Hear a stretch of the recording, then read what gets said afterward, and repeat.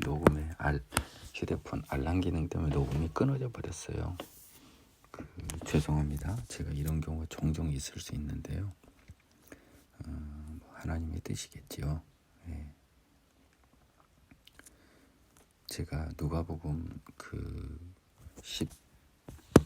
13장 24절 이야기하다 바로 끊겼는데요. 누가복음 13장 24절을 보면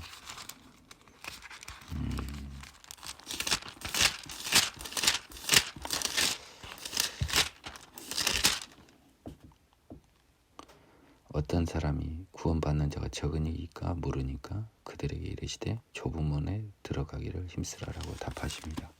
따라서요, 이 생뚱맞게 나온 마태복음 13절은 구원에 받는 범위가 넓냐 크냐는 질문에 대한 답입니다.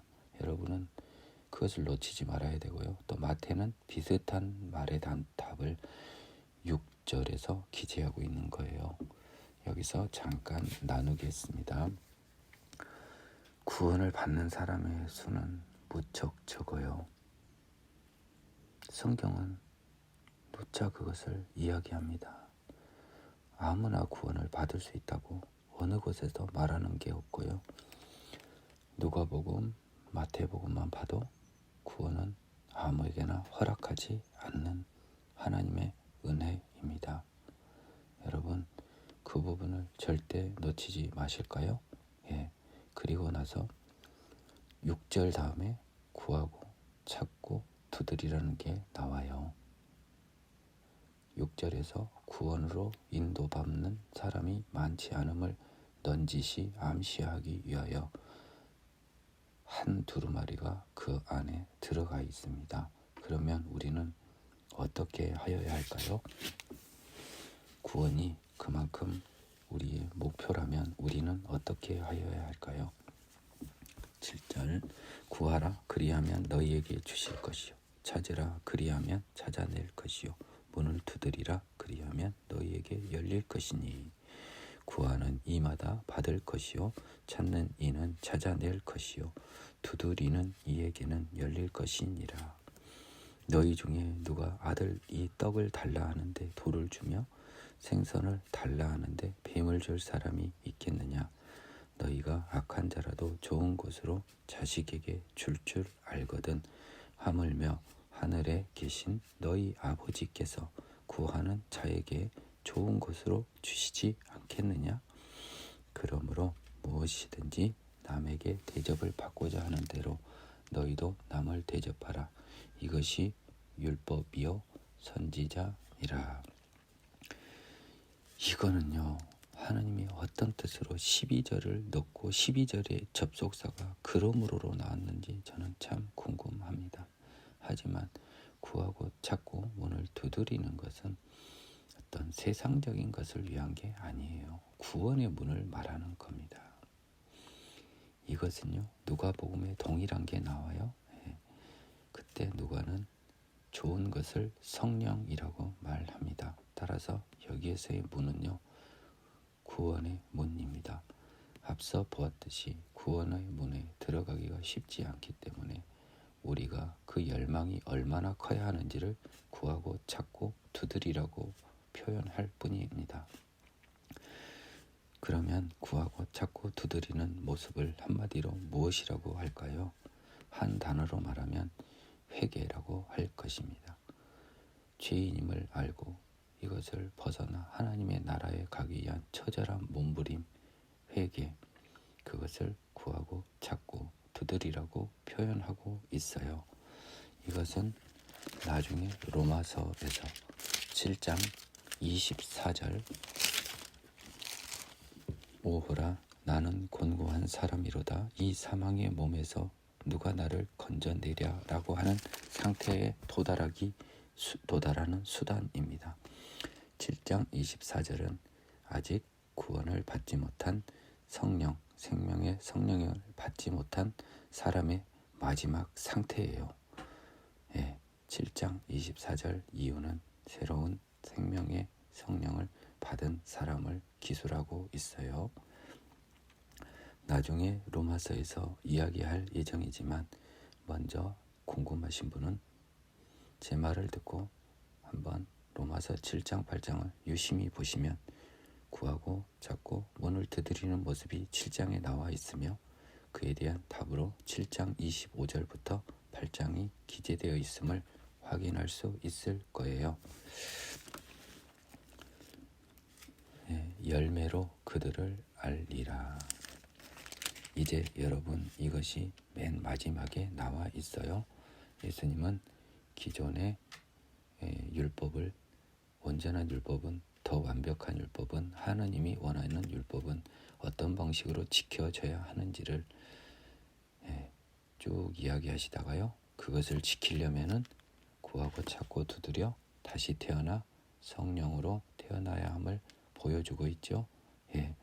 그러면 성령으로 태어난 사람들은 어떤 열매를 맺을까요? 결국 성령으로 태어난 사람과 죄의 몸에 있는 사람들은 열매로 구분이 된다는 것이 예수님의 산상수훈의 교훈이에요. 저는 제가 민기영 전도사가 전해주는 이 하나님의 말씀으로 민기영 변호사가 가장 큰 은혜를 받는 오늘 아침을 경험하고 있어요. 거짓 선지자들을 삼가라. 양의 옷을 입고 너희에게 나아오나 속에는 노략질하는 이일이라. 그들의 열매로 그들을 알지니 가시나무에서 포도를 또는 엉겅퀴에서 무화과를 따겠느냐. 이와 같이 좋은 나무마다 아름다운 열매를 맺고 못된 나무가 나쁜 열매를 맺나니 좋은 나무가 나쁜 열매를 맺을 수 없고 못된 나무가 아름다운 열매를 맺을 수 없느니라. 아름다운 열매를 맺지 아니하는 나무마다 지켜서 불에 던져지느니라. 이러므로 그들의 열매로 그들을 알리라. 나더러 주여 주여 하는 자마다 다 천국에 들어갈 것이 아니요 다만 하늘에 계신 내 아버지의 뜻대로 행하는 자라야 들어가리라. 그날에 많은 사람이 나더러 이르되 주여 주여 우리가 주의 이름으로 선지자 노릇하며 주의 이름으로 귀신을 쫓아내며 주의 이름으로 많은 권능을 행하지 아니하였나이까 하리니 그때에 내가 그들에게 밝히 말하되 내가 너희를 도무지 알지 못하니 불법을 행하는 자들아 내게서 떠나가라 하리라. 그러므로 누구든지 나의 이 말을 듣고 행하는 자는 그 집을 반석 위에 지은 지혜로운 사람 같으리니 비가 내리고 창수가 나고 바람이 불어 그 집에 부딪히되 무너지지 아니하나니 이는 주추를 반석 위에 놓은 까닭이요 나의 이 말을 듣고 행하지 아니하는 자는 그 집을 모래 위에 지은 어리석은 사람 같으리니 비가 내리고 창수가 나고 바람이 불어 그 집에 부딪힘에 무너져 그 무너짐이 심하니라. 산상수훈의 마지막 결론 부분입니다. 우리는 주변에 가짜 선지자들이 매우 많아요. 그 사람들은 열매로 보면 된다는 것입니다. 이 시대에 많은 목사라 칭하는 사람들이 있어요. 그 사람들 중 진정한 목자는 과연 몇이나 될까요?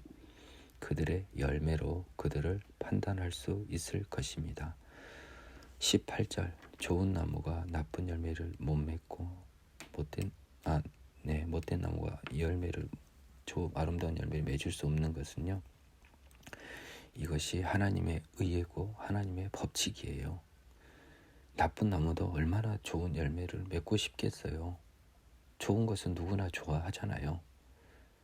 그런데 그것을 허용하지 않는 것이 하나님의 법입니다.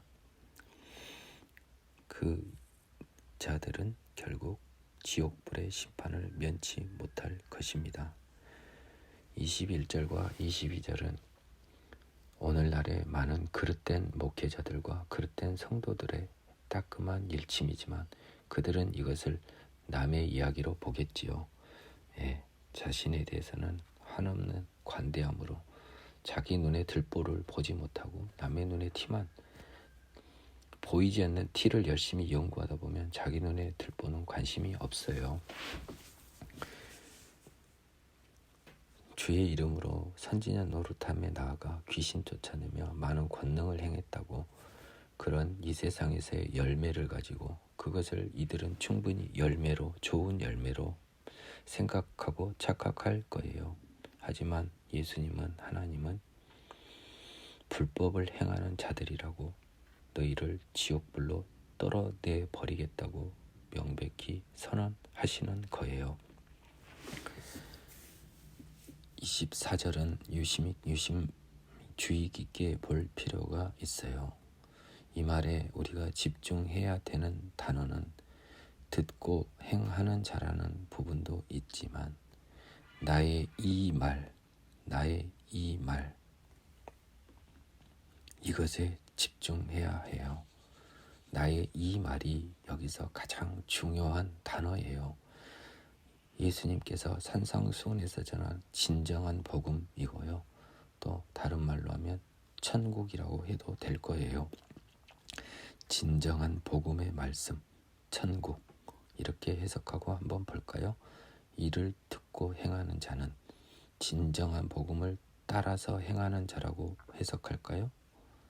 듣고 따라 행하는 자는, 그리고 26절에 이 말을 듣고 행하지 못하는 사람, 그것은 무엇일까요? 복음을 듣긴 들었어요. 듣긴 들었지만, 천국 복음을 듣긴 들었지만 행하는 자와 행하지 않는 자는 무엇로 구분이 될까요? 이 말의 진정성을 믿는 여부입니다. 천국의 진정성이 믿기는 사람들에겐 결코 죄가 존재할 수 없어요. 여러분, 제가 하는 이 이야기를 매우 중요하게 생각해 보아야 돼요. 아주 깊이 생각해 보아야 돼요. 세상의 환난에 쓰러지는 믿음과 환난을 극복하는 믿음이 천국 소망을 온전히 듣는 사람이라는 거예요. 온전히 듣는 사람은, 온전히 받는 사람은 행할 수밖에 없어요. 그래서 이곳에서는 행하다는 동사에 여러분이 많이 속을 수 있으나 여기서 중요한 말은 천국 복음을 듣고 받아들인다는 이 말을 듣고가 가장 중요한 구절이에요. 무리들이 가르치심에 놀라다 예수께서 이 말씀을 마치심에 무리들이 그의 가르치심에 놀라니 이는 그 가르치시는 것이 권위 있는 자와 같고 그들의 서기관들과 같지 아니함이니라. 이 가르치심은 오늘을 사는 우리에게도 이렇게 큰 울림이 있었으니 이 말을, 놀란 사람들은 뭐 때문에 놀랐죠? 이 말을 제대로 듣고 보니 놀라죠. 8장 나병 환자를 깨끗하게 하시다. 8장 1절에서 예수께서 산에서 내려오시니 수많은 무리가 따르니라.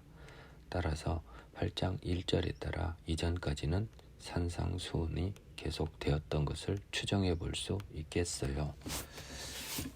8장 2절 한 나병 환자가 나와 절하며 이르되 주여 원하시면 저를 깨끗하게 하실 수 있나이다 하거늘 8장 2절에 나병 환자는 아마도 산상수훈을 들었거나 거기에 갔다 온 사람들로부터 온전한 복음을 전해 들은 거예요.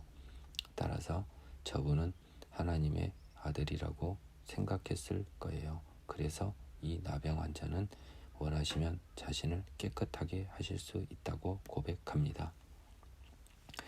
예수께서 손을 내밀어 그에게 대시며 이르시되 내가 원하노니 깨끗함을 받으라 하시니 즉시 그의 나병이 깨끗하여진지라. 2절의 말을 통하여 그의 믿음은 확인이 되었어요. 예수께서 이르시되 삼가 아무에게도 이르지 말고 다만 가서 제사장에게 네 몸을 보이고 모세가 명한 예물을 드려 그들에게 입증하라 하시니라. 예수님은 아직도 본인을 외부에 드러내시기를 원하지 않으세요. 후반부는 레위기에서 정결함을 받은 나병 환자의 규례와 그때 성막에 가서 제사를 드려요. 예, 속죄제를 드립니다. 본인의 죄가 속죄해진 게 아니고요. 이 죄는 하나님 앞에서는 우리가 지은 죄도 죄지만 거룩하지 않은 모든 것이 죄예요. 그래서 더러운 몸도 성막에서는 하나님 앞에 나아가기 위해 속죄제를 드려야 해요. 내가 지은 죄를 사함을 받는 것과 좀 다른데요. 나중에 레위기 때 자세히 풀어드리겠습니다. 백부장의 하인을 고치시다. 예수께서 가버나움에 들어가시니 한 백부장이 나와 간구하여 이르되 주여 내 하인이 중풍병으로 집에 누워 몹시 괴로워하나이다. 이르시되 내가 가서 고쳐주리라.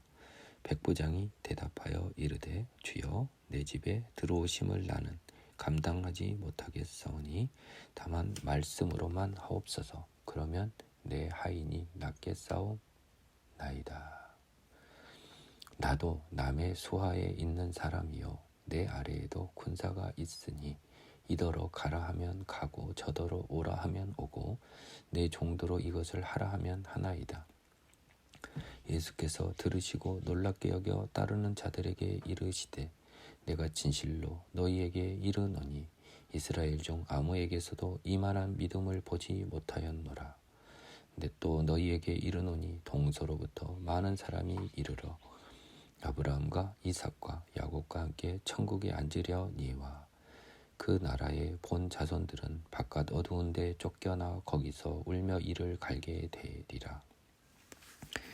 예수께서 백부장에게 이르시되 가라 네 믿은 대로 될지어다 하시니 그 즉시 하인이 나으니라.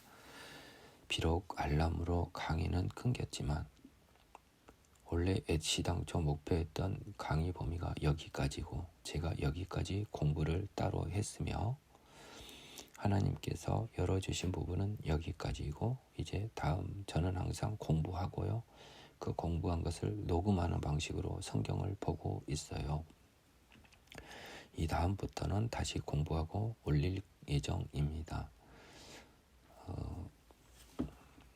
이 부분은 굉장히 중요해요. 이 백부장 역시 예수님의 산상수훈과 참석 그 장소에 참석했든지 최소한 그것을 온전히 받았던 사람이에요. 그는 예수가 하나님의 아들에 유사한 지위에 있는 매우 사람과는 다른 선지자 내지는 특별한 사람으로 보았던 것 같아요.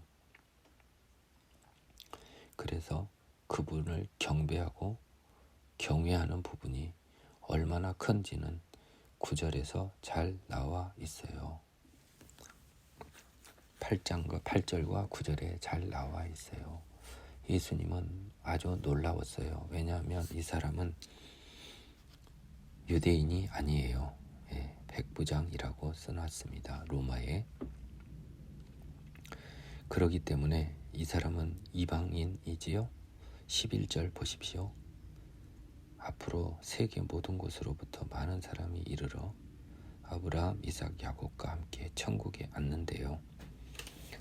구약시대의 사람들은 천국을 갔을까요? 재미있는 질문인데요. 예수님이 일단 답은 하나 주셨네요.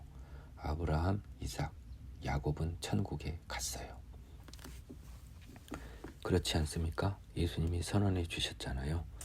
예. 구약시대에도요. 하나님이 제사함을 허락한 예수 그리스도를 통한 제사함. 그러니까 예수는 시간을 초월해도 구약에도 존재했어요. 나중에 이야기 드리겠습니다. 그런 사람들에 한하여 천국이 허락되었던 거예요. 나머지 사람들에게는 허락되지 않았죠. 시내산 언약에서 천국은 이야기되지 않았습니다. 12절 따라서 유대인들은 쫓겨나 어두운 데서 울며 이를 갈게 되리라는데요. 이것은 좀 잘 보아야 돼요. 나중에 다른 복음서에서 포도원에서 품꾼의 비유가 나와요. 일찍 온 사람이나 늦게 온 사람이나 결국 약속된 것은 한 데나리온이었어요. 처음 온 일꾼들은 되게 화를 냈지요. 하지만 마지막에 온 사람도 동일한 걸 받았던 거예요. 예수님은 한 데나리온 이상을 약속하지 않았어요. 처음 온 풍군들은 시기와 질투를 하고 있는 거지요. 그리고 하나님을 원망하고 있어요. 하지만요, 하나님의 약속은 변하지 않았어요. 자신과 한 데나리온을 약속한 하나님의 약속은 하나도 변하지 않았어요. 다른 사람이 데나리온을 받았다, 늦게 온 사람이 같은 값을 받았다요. 시기하고 질투하는 사람은 이미 사랑이 없는 거예요. 포도원에 초대받지 못하여 그날도 일당을 받지 못하고 자식들과 처자를 굶겨야 할 그 사람이 느끼는 고통과 포도원에서 일하는 육체적 수고 중 어느 것이 더 힘들까요? 뒤의 것이 더 쉬울 거예요. 그러다 기적적으로 고용을 받아 그 사람은 다만 한두 시간이라도 일해서 10분의 1 데나리온이라도 받아갈 마음으로 일했을 때 기쁘게 포도원을 향해 달려가던 그들의 모습에서 예수님은 한 데나리온 약속하신 거예요. 한 데나리온은 천국 약속입니다. 그런데요, 이 처음에 온 사람들은 나중에 온 사람들이 그것을 자신과 동일하게 받는 것이 너무 억울했던 거예요. 그 사람들은 고용되지 못해서 인력 대기실에서 발을 동동 구르는 그 사람의 마음을 보지 않은 거예요. 사랑이 없는 사람들이에요. 따라서 하나님이 그 비유에서요, 나중에 보면 먼저 된 자로 나중되고 나중된 자로 먼저 된다는 비유를 하시는데요. 이거는 명백히 제가 하나님께 받은 은혜로는 이스라엘과 이방인을 말하여 먼저 하나님을 된 자지만 결국 구원에선 가장 꼴찌가 되고 구약에서 약속의 자녀가 되지었던 이방인들이 먼저 천국 자녀가 되는 이 세상 시간에 따른 순서를 이야기하는 거예요. 하나님의 세계에서 시간은 의미가 없어요. 하지만 이 세상은 매우 중요하지요. 예.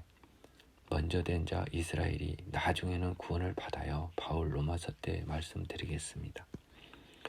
그 나라의 본 자손들은 바깥 어두운 데 쫓겨나 울며 이를 갈리라.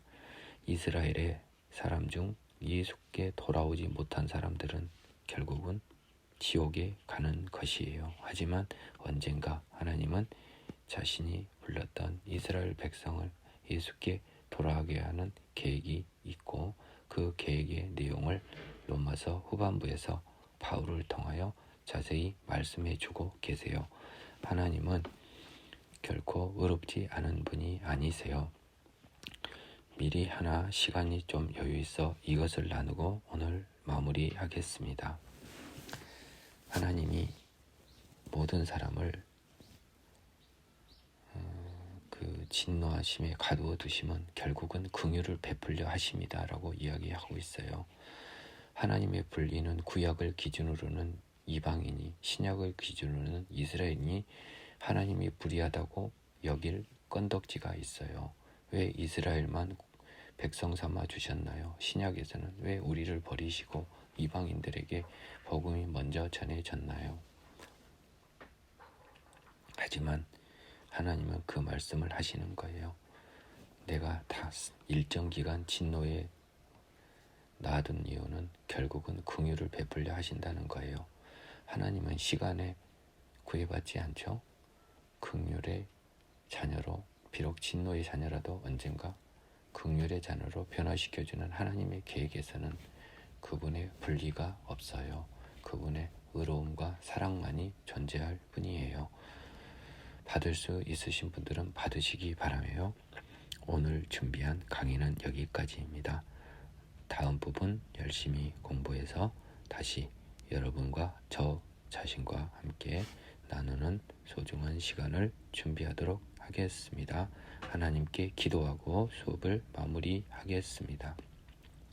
하나님 아버지, 복음서로 시작하는 이 강의가 무엇보다 내 자신에 대한 강의가 되게 하여 주시옵고 하나님께서 얼마든지 부르시는 자들이 이 강의를 혹여 듣는다면 하나님의 말씀으로 들어 그들에게 큰 울림이 있도록 성령을 통한 하나님의 역사가 있으실 줄로 믿사옵나이다.